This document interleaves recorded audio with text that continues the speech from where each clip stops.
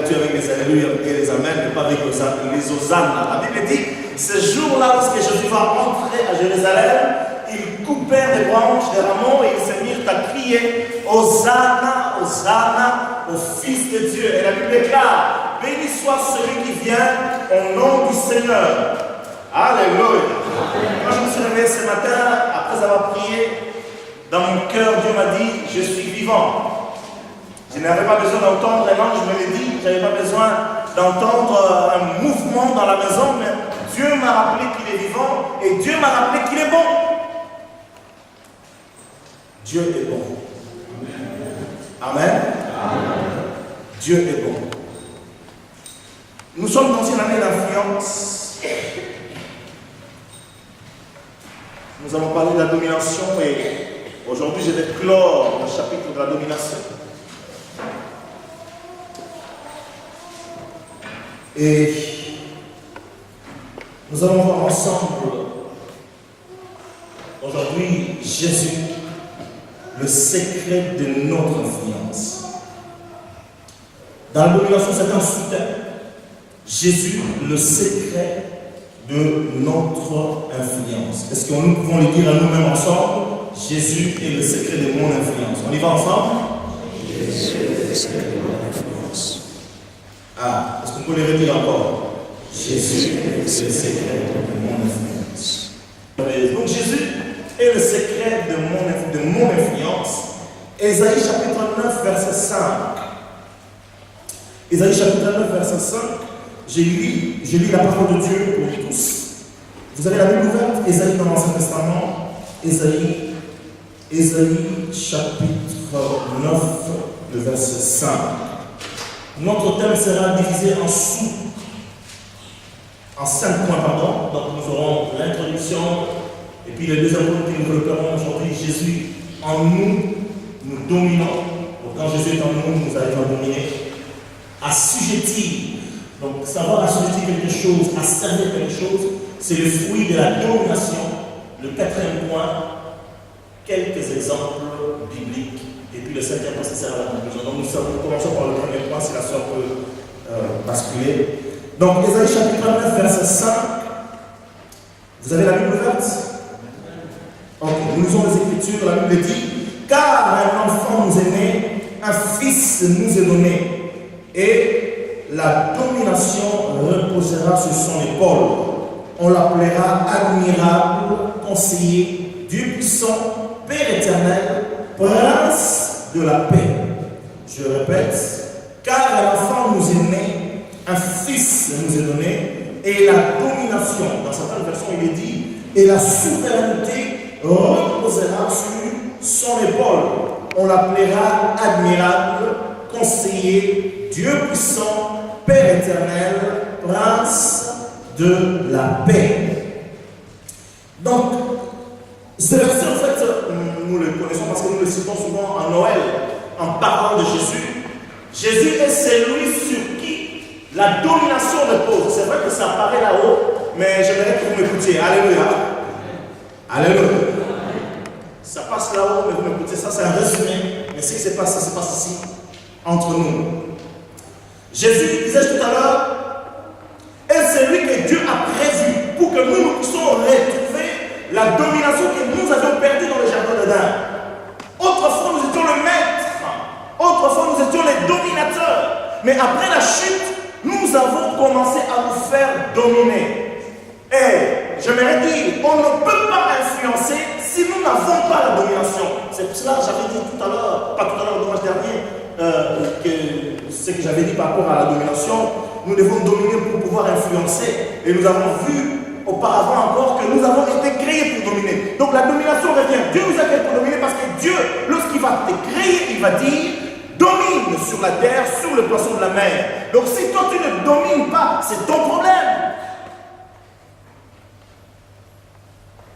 Quand je pense qu'aujourd'hui encore, il y a des chrétiens quand ils se baladent et qu'à tout hasard ils croisent un chat noir. Malheur au chat noir.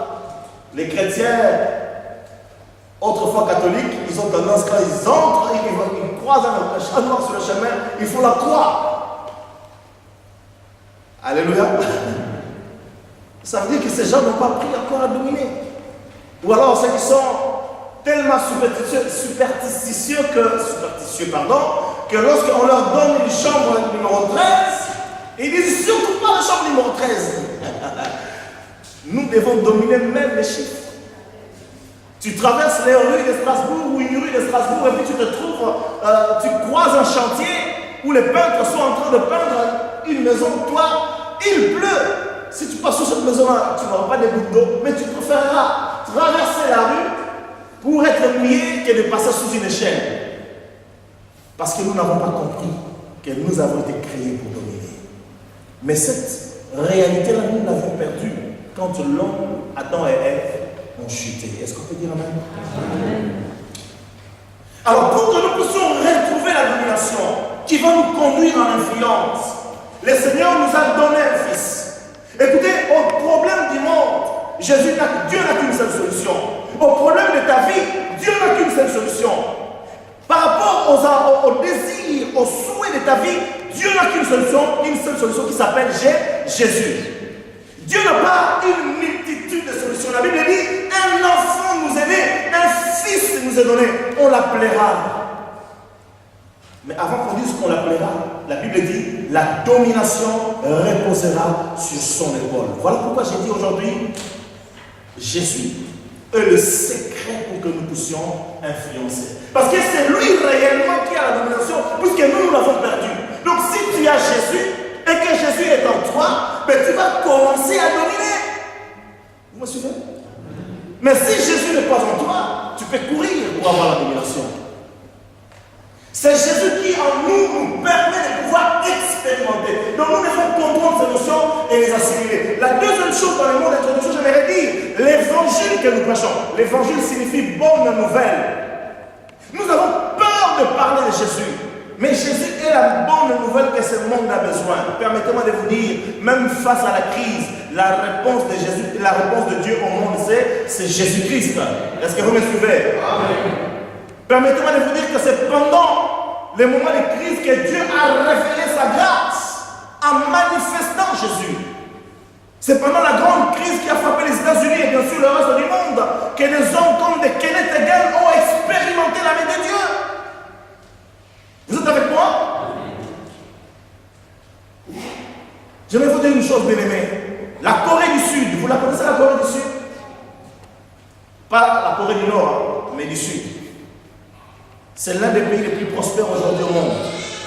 Mais vers les années 60, entre 60 et 70, est-ce que je parle à quelqu'un? Allez sur l'internet, tapez, vous qui êtes curieux de savoir des choses. Tapez sur la Corée du Sud, regardez l'évolution de ce pays. Vers les années 60, entre les années 60 et 70, ce pays était plus pauvre que le Congo démocratique. Allez vérifier. Ce pays était plus pauvre. Il n'était pas cité parmi les pays émergents.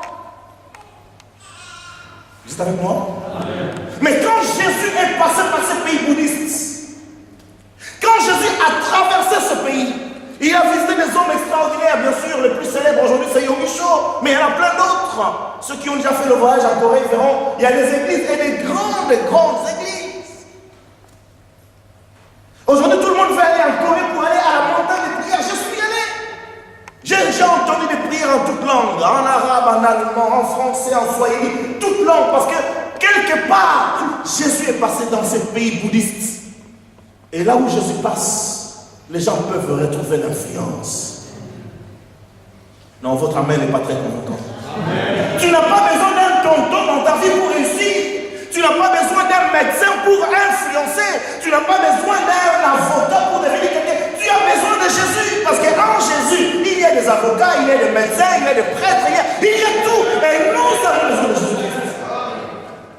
La Bible dit, la domination reposera sur ses épaules. Oh, c'est Jésus. C'est lui, lorsqu'il est en toi, il peut marquer la différence. Voilà pourquoi nous devons comprendre, assimiler la notion de domination pour l'expérimenter grâce à Jésus. Parce que l'évangile est christocentrique. L'évangile est centré sur Jésus. Nous ne vous racontons pas des bobards. Nous vous parlons de ce Jésus. qui peut changer des choses. Voilà pourquoi l'apôtre Paul va dire dans Galates chapitre 6, verset 14, je ne veux rien savoir d'autre qu'est Jésus et Jésus-Christ crucifié. Quelqu'un m'a rappelé au début de notre conversion, lorsque nous sommes devenus des chrétiens, à l'époque on nous appelait les Alléluia, parce que ça n'existait pas dans le milieu baptiste, pentecôtiste et puis autres. On nous appelait les Alléluia parce que quand on s'est rencontré avec les frères, on ne se saluait plus en disant bonjour, on disait oh, Alléluia frère. Alléluia. Quelqu'un est en train de m'entendre là? Quelqu'un est en train de me suivre? On nous appelait les Alléluia. Oui, mais quand les Alléluia sont devenus puissants, des choses ont changé. Qu'est-ce que nous faisions? Lorsqu'on rencontrait un frère, on ne posait pas la question, ma soeur Nicole, tu sais, je n'ai pas vu la soeur Michel là. Tu trouves pas ça louche, toi? Non! On passait le temps en disant, oh, Alléluia, ma soeur. Qu'est-ce que tu as médité comme parole aujourd'hui? Donc, si tu n'avais pas médité sur Jésus, tu dis, il faut mieux ne pas sortir parce que je vais croiser les frères théologiens qui vont me poser, Alléluia, frère, qu'est-ce que tu as médité? Quelle vérité tu as trouvée aujourd'hui dans la Bible? Mais nous avons changé les choses, bien aimés. La vie chrétienne est christocentrique. Et ta vie, si tu as reçu Jésus, doit devenir centrée sur Jésus. Pas centrée sur le sexe, pas centrée sur l'argent, pas centrée sur les commérages, pas centrée sur le monde, mais centrée sur Jésus. C'est pas pourquoi j'écris aujourd'hui. Je suis en rage contre le diable. Alléluia. Parce que le diable trouble les gens. Il trouble énormément. Voilà pourquoi je me plais dans cette parole de connaissance que Dieu nous rappelle tout le temps ici. Ne prêtez pas attention à ce que les hommes disent. Plongez votre regard dans les Écritures.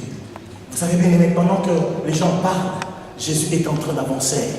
Et les Français disent dans un adage, les chiens aboient, la caravane avance. Nous devons choisir, nous voulons être des chiens, permettez-moi l'expression, ou nous voulons être dans la caravane avec Jésus. La Bible déclare, l'apôtre Paul dit, nous marchons dans son cortège triomphal. Dans ce cortège-là, Jésus est le patron, il marche à la tête, mais les chiens à côté, et ils aboient. Permettez-moi de vous dire, la Bible dit, aucun chien n'entrera dans le royaume de Dieu. Ce que je dis là, c'est biblique, mais ça peut vous choquer. Deuxième point, diaconesse, on y va.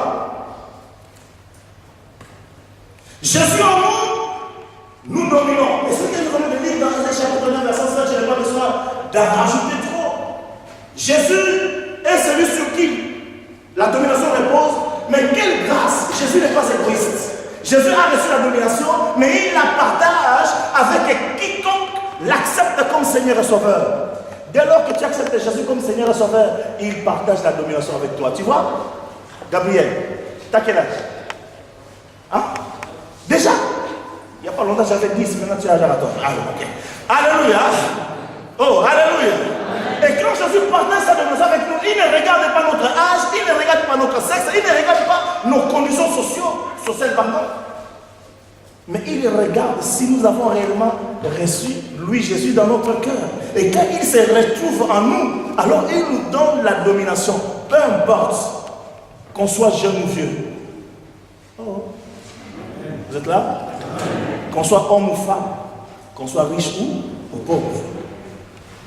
J'ai déjà relaté cette histoire lorsque, en 1984, nous avons fait une campagne dans toute la capitale du Congo à l'époque, RDC, et que dans mon équipe, nous avions un petit jeune qui avait à l'époque qui avait 10 ans. On allait évangéliser de porte en porte, on a sillonné les 24 zones de l'époque, et arrivé dans un endroit, un petit garçon de 10 ans qui avait reçu Jésus, qui était avec nous pour évangéliser, on peut le minimiser, mais il va prier pour une mamie qui avait le rhumatisme. Alléluia. Jésus a vu que cet enfant-là a reçu Jésus, et Jésus se retrouve en lui, mais il lui donne la domination sur la maladie. Donc si vraiment tu as reçu Jésus, tu dois dominer. Et si tu domines, tu pourras influencer.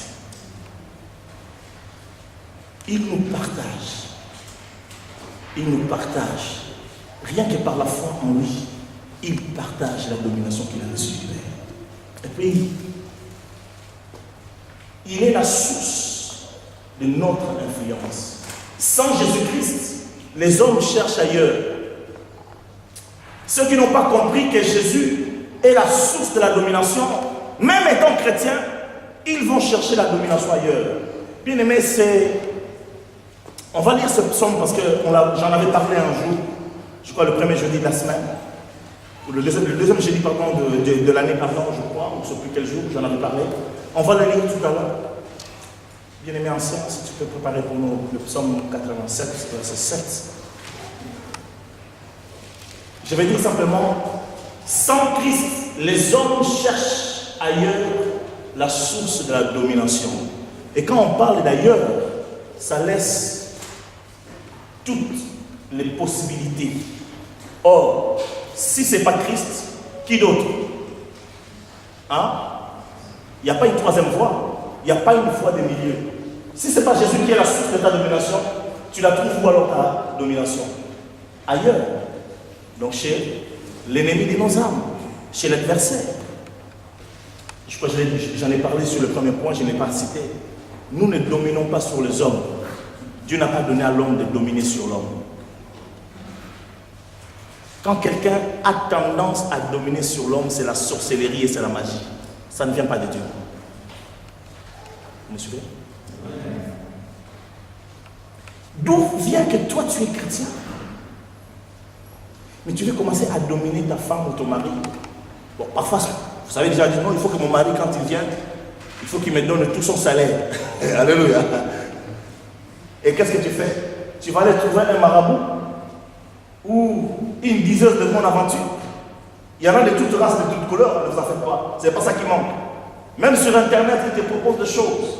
Mais tu n'as pas besoin de ces choses-là. J'aimerais te dire que tu as besoin de Jésus. Ces choses-là vont t'amener en enfer. Parce qu'en plus, si ton mari est chrétien, tu deviendras folle après ou fou. Et puis on va accuser ton conjoint ou ta conjointe. Alléluia. C'est Jésus qui est la source. Psaume 87, verset 7. Bien aimé, si tu l'as. Psaume 87, verset 7. Et ceux qui chantent et ceux qui dansent s'écrient, toutes mes sources sont en toi. Toutes mes sources sont en toi. Merci bien-aimé. La Bible dit, si l'Éternel ne garde une maison, ceux qui la gardent veillent en vain. Si l'Éternel ne combat pour nous, la Bible dit, en vain nous allons en bataille. Non, non, non, non, ça ne marchera pas. Nous avons besoin de Jésus en nous. Et c'est cet évangile dont nous avons besoin d'entendre, que Jésus est le tout dont nous avons besoin. C'est pour ça que ce chant était tellement merveilleux. Jésus, tu es tout ce que moi je ne suis pas. Tu as tout ce que moi je n'ai pas. Et c'est Jésus, bien-aimé, tu en as besoin. C'est parce que nous n'expérimentons pas assez les choses de Dieu que les doutes s'accroissent. C'est parce que lorsque on nous parle de Jésus, nous mettons en avant nos problèmes, nous mettons en avant nos soucis et nos incrédulités. Alors nous ne voyons pas Jésus à l'œuvre. Mais nous avons besoin de comprendre que celui que Dieu a donné, il s'appelle Jésus.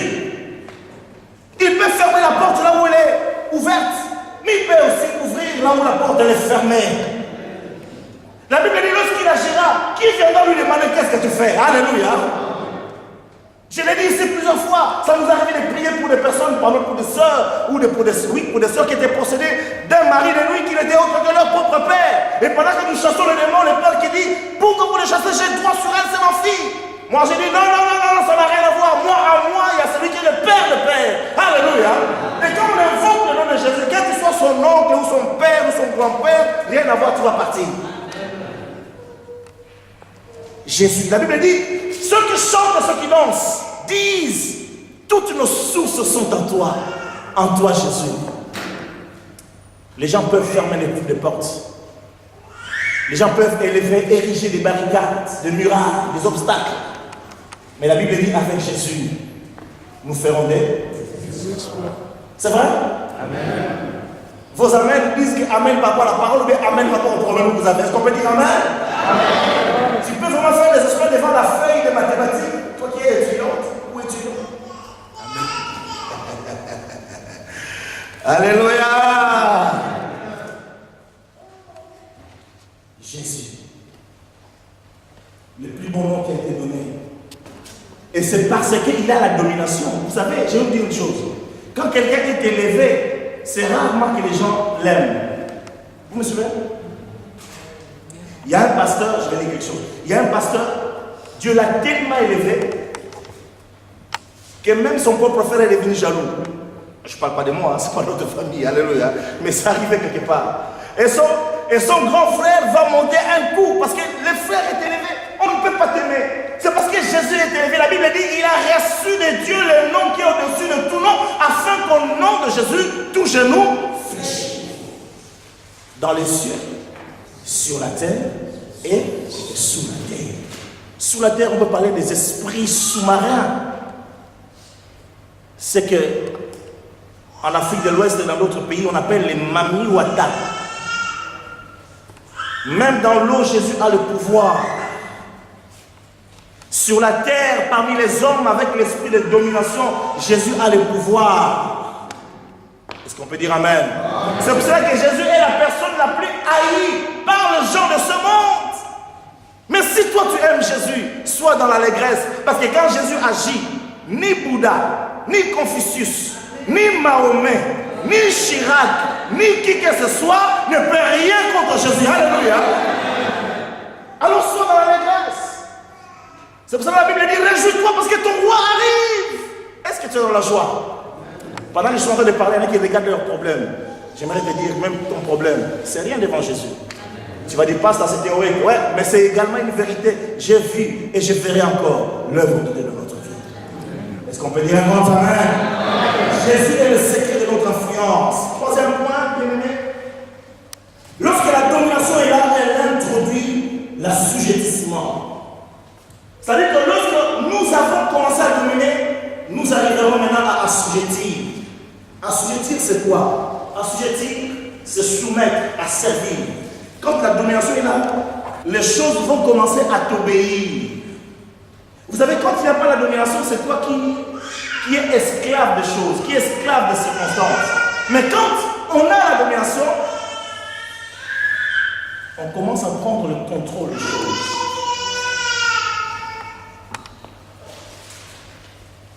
Et quand on commence à assujettir les choses et les circonstances, ou les problèmes et les situations,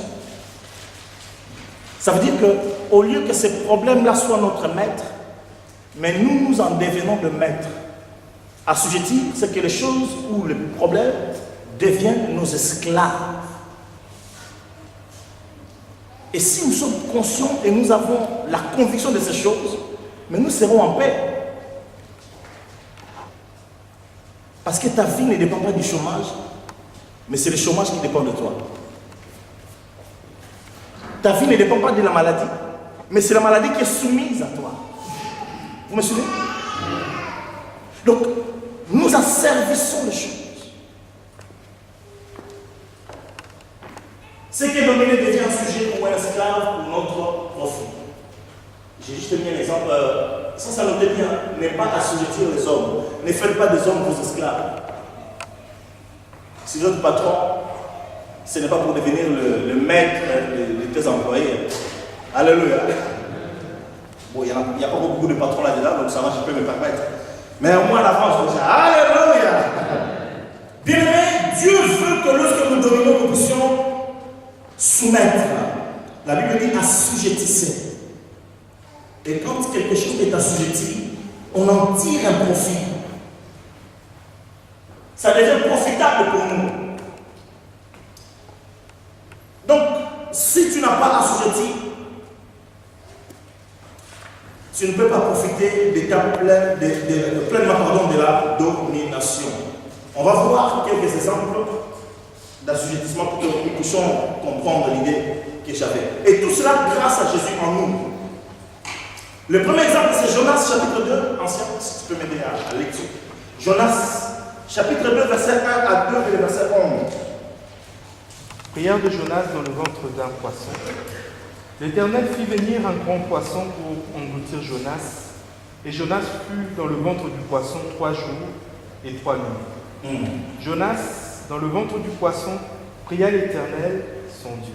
Verset 11. Verset 11. L'Éternel parla au poisson, et le poisson vomit Jonas sur la terre. Amen. Bien aimé, cet homme, bien qu'être désobéissant, il s'est répandu dans le ventre du poisson. La Bible dit Là, je vais parler de l'assujettissement. Un gros poisson vient avaler Jonas. Ne me posez pas la question si c'était un requin blanc ou un requin bleu ou, je sais pas moi, une baleine. Ce n'est pas notre problème. La Bible parle d'un gros poisson. Amen. Amen. La Bible dit, le poisson va avaler Jonas. Or, vous qui allez à l'école, qui avez étudié la biologie, la chimie, ou tout, même vous qui suivez à la télé, c'est pas sorcier. Vous connaissez l'émission, c'est pas sorcier. Hein? Voilà. Amen.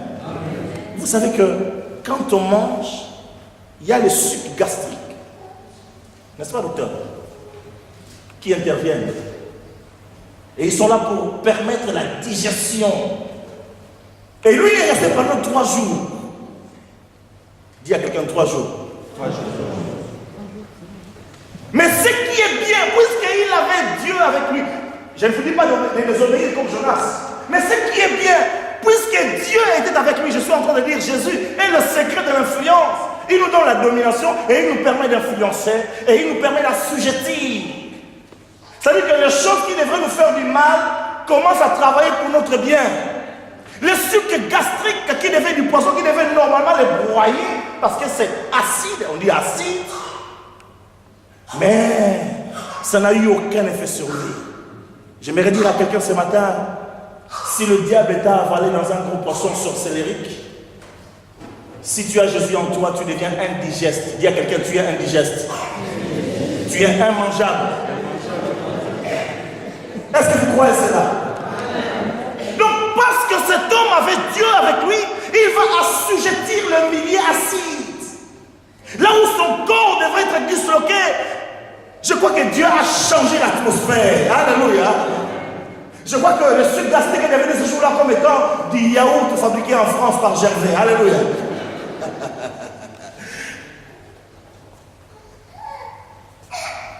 C'est avec moi?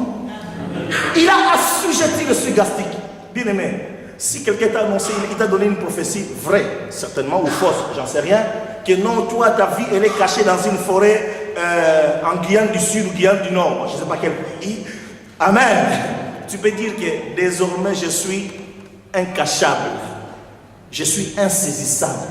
Tu peux contrôler, parce que quand tu es dans ces lieux-là, écoutez, il y a des témoignages qui existent. C'est pas pourquoi je tourne vers ces milieux-là, souvent je reviens vers le monde des esprits. C'est qu'il y a quelque chose que Dieu veut vraiment attirer l'attention sur quelqu'un ou sur quelques personnes ici aujourd'hui.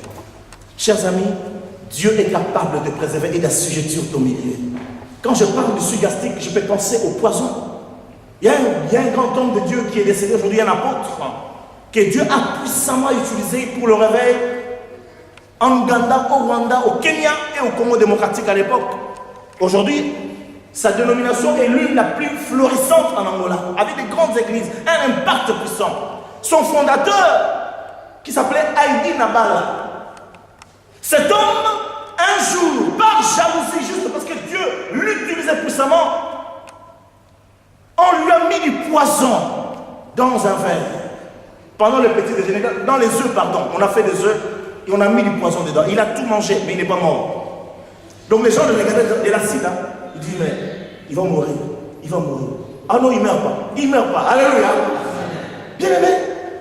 Ou cet autre pasteur américain qui va écrire un livre alors que les gens, les ennemis ont plongé du poison dans son verre. Lui, il le savait, mais Dieu lui a dit, mon fils, tu peux boire.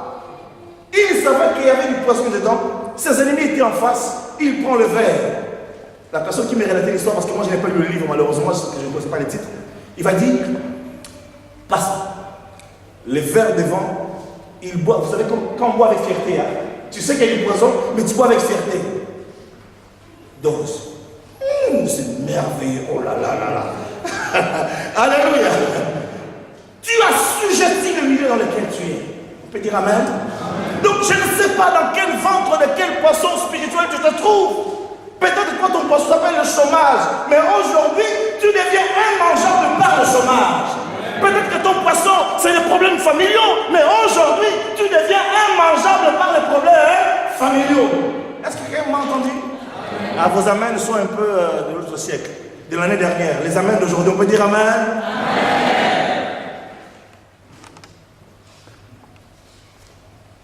Et puis, l'histoire ne s'arrête pas là. Non seulement il a contrôlé le sud-astique, il a assujetti, mais la Bible dit, le poisson va les vomir. Permets-moi de te dire ceci.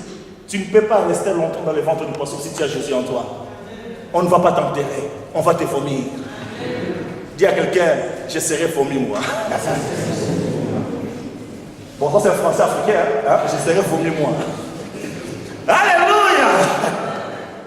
Il fut vomi. Et vous remarquez que le poisson vomit Jonas, non pas loin, juste à côté de là où il devait accomplir sa mission.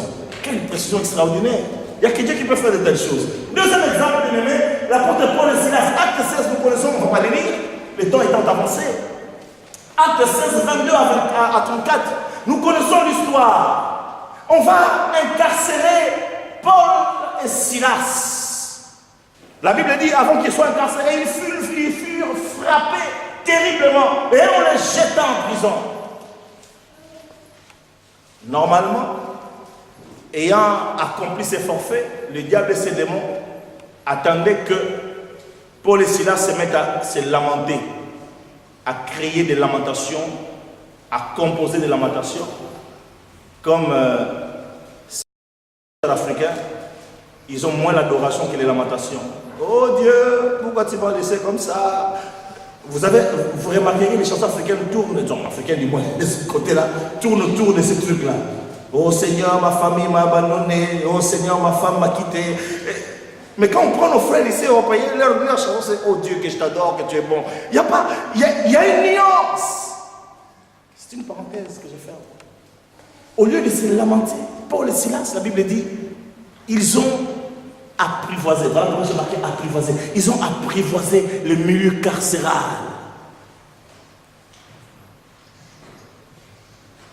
Au lieu qu'eux ils aient besoin d'un psychologue et d'un psychanalyste, non, ils vont changer la prison en une église évangélique puissante. Vous me suivez? Ils vont transformer les cellules en une salle de concert. Sans instrument, frère Jeannot. Il est où le frère Jeannot? Ah, tu es là. Comment ça se fait que toi tu es là, Uriel est là? Ok, alléluia. Écoutez, la Bible dit, ils vont transformer la cellule. Parce que cette nuit-là, au lieu de pleurer et de, permettez-moi le mot, de pleurnicher, ils vont se mettre à louer Dieu. Qu'est-ce que tu es bon? Oh, qu'est-ce que tu es merveilleux. Bien aimé, les gens peuvent te prendre pour un fou. Mais si tu as Jésus en toi, qui tu as la domination, peu importe ce que tu vois, transforme ton milieu. Fais devenir ta prison une maison de prière. Alléluia. Il y a quelqu'un à qui, un demandeur d'asile à qui on a donné le papier à cause de ça. Il était dans un foyer. Mais lui, puisqu'il fallait prier, chanter, manger ensemble, avant de manger, il priait. devant, alléluia, devant le directeur du foyer. Et ça l'énervait, ça énervait le directeur du foyer. Et quand, avant de dormir, il parlait de Jésus à ceux qui partageaient la chambre avec lui, mais dans un foyer. Finalement, le chef du foyer est allé l'accuser de choses horribles, mensongères. Mais c'est grâce à cette accusation-là qu'il a reçu le titre de 10 ans. Alléluia. Assujettis ton milieu. Est-ce que tu aimes ce Jésus? Amen. Qui te permettra de changer ta prison en une salle de concert. Là où les gens attendront que tu te lamentes. Vous savez, même les gens avec qui nous travaillons, ils nous font souvent des petits coups ou des coups derrière, des coups bas comme on dit, pour nous voir nous lamenter, nous voir nous effondrer, devenir dépressifs. Mais si tu ne leur donnes pas, au lieu que toi tu deviennes dépressif, c'est toi qui viens me dire, oh frère, ça va. Oh mais moi, t'as bien dormi. Il va se dire, mais ce que je lui ai fait, il ne veut pas se réveiller de bons pieds celui-là. Qu'est-ce qui lui arrive? Et puis le lendemain, tu lui apportes un gâteau. Oh, écoutez, je passais devant une pâtisserie, voilà, il y a un café, je t'ai ramené une tasse de café. Bon, malheureusement, on est en France, parce qu'aux États-Unis, c'est plus simple. Tu mets un café avec, il y a un couvert que tu l'amènes, et puis un bon. Oh, bonjour, collègue, ça va, ça va. Il sera encore plus en colère, alléluia. Le troisième jour, tu dis, oh, écoutez, j'ai reçu le ticket restaurant de ma femme, je t'invite à manger, tu payes pas, c'est moi qui paye. Je parle à quelqu'un? Ou vous êtes du genre, quelqu'un t'a fait un mauvais coup, tu es chrétien, hein? Bonjour, bonjour. Le deuxième jour. Et puis le troisième jour, tu ne parles plus. Mais après, tu dis tu es chrétien. Vous savez ce qu'il va dire? C'est ça les chrétiens. Et pourtant, c'est lui qui t'a fait le coup. Hein? Mais si tu apprivoises ton milieu, tu apprivoises ta prison, les choses changent. Les choses changent. Dieu veut que nous puissions assujettir nos prisons. Même là où les gens disent que tu n'as pas d'enfants, commence à aimer les enfants des autres. Ne sois pas jaloux de ceux qui ont des enfants. Alléluia. Parce que le diable attend ça. Que tu deviennes amer, que tu deviennes aigri, que tu deviennes chatouilleux. Puis la moindre chose te fâche. La moindre allusion aux enfants, tu dis c'est moi qui le disais, c'est moi qui le disais. Mais tu n'es pas le seul au monde à ne pas avoir d'enfants. Amen. Vous êtes là toujours? Amen. Jésus en nous est le secret de l'influence.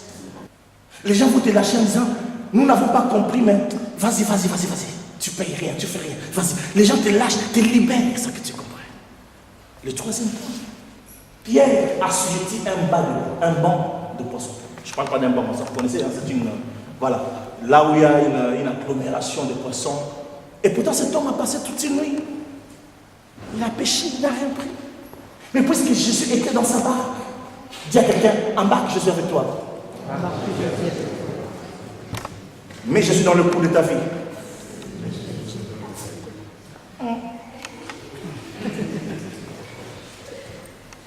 Quand Jésus s'est embarqué, quand Pierre a embarqué Jésus dans sa barque, permettez-moi de faire la répétition, l'histoire a changé.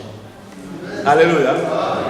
Là où Pierre n'a pu rien faire, j'ai mis dans mon commentaire, sans appât, Pierre a fait une pêche qu'il n'a jamais faite de sa vie. Parce qu'il avait Jésus avec lui. Qu'est-ce qui s'est passé? Ayant celui sur qui la domination repose, le Seigneur a modifié l'environnement aquatique. Pierre n'avait pas besoin d'un sonar avec Jésus pour sonder là où se trouvaient les poissons, comme font les professionnels aujourd'hui, qui vont à la mer pour pêcher. Il n'avait pas besoin d'un radar spécial dans la mer pour voir là où se trouvait le plus gros de poissons. Mais Jésus était là. Et quand Jésus est là, il change, il assujettit toutes choses. Et il attire les choses. Il attire les choses. Ce jour-là, quand Pierre a embarqué Jésus, le Seigneur a attiré les poissons. Veux-tu attirer les poissons dans ta vie? Embarque Jésus. Jésus a assujetti ce milieu où l'eau ne pouvait pas lui donner des poissons et est devenue plus fructueuse que prévu. Amen, amen. En guise de conclusion, j'aimerais dire simplement que nous avons besoin de Jésus et nous avons réellement besoin de Jésus-Christ. J'aimerais qu'on lise ensemble le psaume 84, versets 6 à 7, rapidement. Psaume 84, versets 6 à 7. Psaume 84, versets 6 à 7. Heureux ceux qui placent en toi leur appui. Ils trouvent dans leur cœur des chemins tout tracés. Lorsqu'ils traversent la vallée de Baca, ils la transforment en un lieu plein de sources, et la pluie la couvre aussi de bénédictions. Parole du Seigneur. Amen. Heureux ceux qui placent en toi qui? En toi Dieu, en toi Jésus. Heureux ceux qui placent leur confiance en toi. Ils trouvent dans leur cœur des chemins tout tracés. Tu ne vas plus te fabriquer des choses, mais Jésus les fabriquera à ta place. Des chemins tout tracés. La version originale pardon, de ce mot en hébreu, de chemin tout tracé, a donné une route préparée pour le roi. Donc le Seigneur, si tu te places, si tu places ta confiance en lui, il va préparer pour toi une route royale, toute préparée. La deuxième chose que je remarque dans ce passage, puisque Dieu est en nous, puisque Jésus est en nous, nous assujettissons le milieu dans lequel, l'environnement dans lequel nous nous trouvons. La Bible dit, lorsque nous traversons la vallée de Baca, qui signifie la vallée des larmes, nous la transformons en un lieu plein de ressources. C'est-à-dire là où les gens pleuraient, les gens commencent à rire. Là où les gens mouraient, les gens commencent à vivre. Là où les gens étaient malades, les gens commencent à guérir. Est-ce qu'on peut dire Amen? C'est Jésus. Seul est capable de le faire, mais il faut qu'il soit en toi. Vous savez, la Bible dit le malheur attend souvent le juste, mais le Seigneur l'en délivre toujours. Parce que ce n'est pas parce que tu es chrétien que tu ne vas pas traverser la vallée des Baca ou la vallée des larmes. Il peut t'arriver que tu pleures aussi. Mais si Jésus est en toi, il changera tes pleurs en un chant d'allégresse. C'est ce que cette psaume dit. La troisième chose que Dieu va faire, il va intervenir. La pluie viendra après. C'est-à-dire ce que toi tu ne peux pas faire, Dieu va le faire. Tout ce que Dieu te demande, c'est de te confier en lui. Si tu te confies en lui, il ne peut pas pour toi des chemins de tracer, une route royale.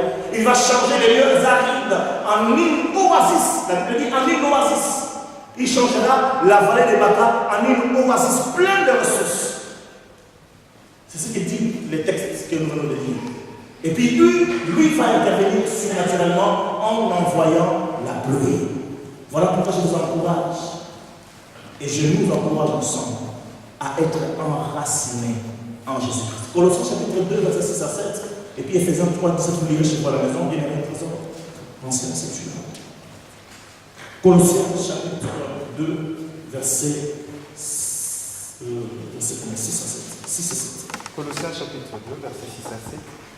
Ainsi donc, comme vous avez reçu le Seigneur Jésus-Christ, marchez en lui, étant enracinés et fondés en lui, et affermis par la foi, d'après les instructions qui vous ont été données, et abondez en actions de grâce. Amen.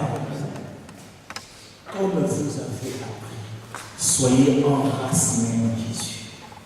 Quand on est enraciné à Jésus, on ne pourra pas te déraciner. Amen. Et tu pourras assujettir n'importe quel milieu, n'importe quelle situation, n'importe quel endroit où tu es. Dieu nous appelle à dominer, mais nous ne pouvons pas le faire seuls. Et lorsque nous le faisons avec Jésus, les résultats sera que nous arriverons à assujettir grâce à Jésus. Que Dieu bénisse sa parole. Amen. Est-ce que nous pouvons donner une offrande d'acclamation au Seigneur?